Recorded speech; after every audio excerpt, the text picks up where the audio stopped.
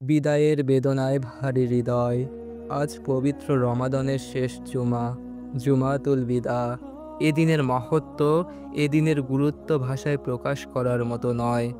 এই মাস জুড়ে আমরা কেঁদেছি, প্রার্থনায় মাথা ঝুঁকিয়েছি, আল্লাহর দরবারে গুনাহ মাফের আবেদন করেছি। কিন্তু আজকের এই জুমা আমাদের স্মরণ করিয়ে দিচ্ছে রমাদান বিদায়ের পথে।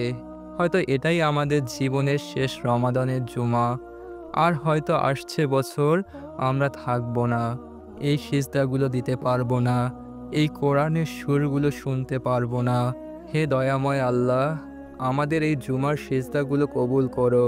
আমাদের চোখের পানিগুলো রহমতের দরজায় পৌঁছে দাও। আমাদের তাকওয়া দান করো, যেন রমাদান চলে গেলেও আমরা তোমার পথে থাকি। আমাদের জীবনে আরও অনেক রমাদানের বরকতপূর্ণ জুমা দান করো।